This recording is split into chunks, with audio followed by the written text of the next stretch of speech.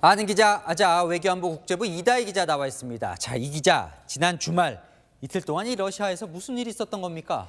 네, 이 바그너 그룹은요, 러시아와 우크라이나 전쟁에서 상당한 병력을 차지하는 러시아의 민간 용병 회사입니다. 이 그룹의 수장이죠, 프리고진이 러시아 정규군으로부터 공격을 당했다며 현지 시간 23일 무장 반란을 일으켰습니다. 러시아 당국은 곧바로 프리고진에 대해 체포령을 내렸고 바그너 그룹은 러시아 남부 도시를 7시간여 만에 점령한 뒤에 수도 모스크바와 200km 떨어진 곳까지 진격했습니다. 하지만 러시아 우방국인 벨라루스 대통령의 중재로 협상이 타결되면서 모스크바 턱밑까지 진격했던 프리고진의 반란은 하루 만에 끝나게 된 겁니다. 자, 푸틴 러시아 대통령은 괜찮은 거예요? 네, 일단 러시아 언론들은요, 푸틴 대통령이 이 크렘린궁에서 정상 업무를 보고 있다면서 일부에서 제기된 피신설을 일축했습니다. 모스크바 인근 지역에 대테러 작전 체제가 발령됐고 오늘 하루 임시 공휴일이기도 한데요. 조금 전 작전 체제는 해제되면서 본격적으로 정상화 작업이 시작됐습니다. 하지만 이 반란 사태가 종료된 지 하루가 지나도록 푸틴 대통령은 공식 석상의 모습을 드러내지 않고 있습니다. 러시아 국영방송이 인터뷰 영상을 공개했지만 사전 녹화 방송인 것으로 알려졌습니다. 이 미국에서는 공개적으로 전례 없는 균열이다 이런 표현을 썼고 일각에서는 실각설도 나와요, 푸틴 대통령. 괜찮은 겁니까? 네, 이 서방 언론들 평가를 보면 이 21세기 차르라고 불리던 푸틴이 큰 타격을 입은 것은 분명해 보입니다. 쿠데타를 겪은 후에 물러난 옛 소련 지도자들의 사례가 있기 때문인데요. 1991년 고르바초프 당시 대통령은 쿠데타를 겪은 뒤 4개월 만에 사임했고 또 옐친 대통령도 1993년 탄핵 위기에 몰렸다가 진압을 했지만 이후 지지율이 하락하면서 6년 뒤에 임기를 6개월을 남겨두고 푸틴 대통령에게 자리를 넘겨줬습니다.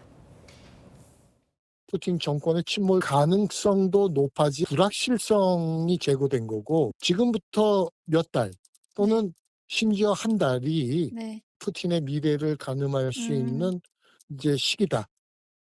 자, 이 프리고진이 이제 반란을 일으킨 이유 중에 하나가 이 쇼이구 러시아 국방장관과의 갈등설 때문이라는 분석이 많은데 이 쇼이구 장관이 모습을 드러냈어요. 그런데 의문은 계속됩니다. 네, 맞습니다. 러시아 국방부가 이 쇼이구 장관이 군부대를 방문했다면서 관련 영상을 오늘 공개를 했습니다. 이 반란 사태 이후에 처음으로 나온 모습으로 보이기는 한데요. 이 해당 영상은 소리가 나오지 않고 또 언제 촬영된 것인지도 밝히지 않은 상황입니다. 이 쇼이구 장관이 경질될 거란 관측도 나왔지만 러시아 국방부는 공개 행보로 건재를 과시하려는 것으로 보입니다.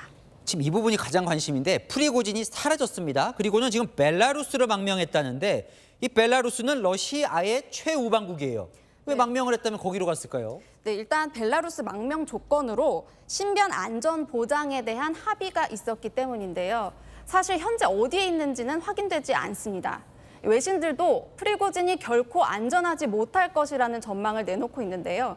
특히 푸틴 대통령과 루카셴코 벨라루스 대통령이 최소 3번 이상 통화한 것으로 알려지면서 그의 신변에 더 관심이 쏠리고 있습니다.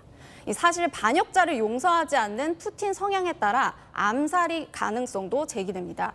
중앙아프리카에서 광물 채굴 사업을 했던 프리고진의 과거 이력을 감안했을 때 아프리카로 떠났을 거란 추측도 나오고 있습니다. 자, 이 마지막으로 우크라이나 전쟁에는 어떤 영향이 있을까요?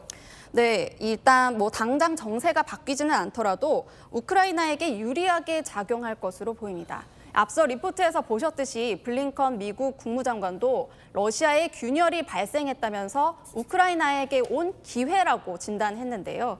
아직까지 대반격 성과를 내지 못하는 우크라이나가 러시아가 흔들리는 틈을 타서 서방의 추가 무기 지원을 적극 요청하고 반전을 꾀할 것으로 보입니다. 자, 이런 변수가 발생하는군요. 네, 잘 들었습니다. 지금까지 이다혜 기자와 살펴봤습니다.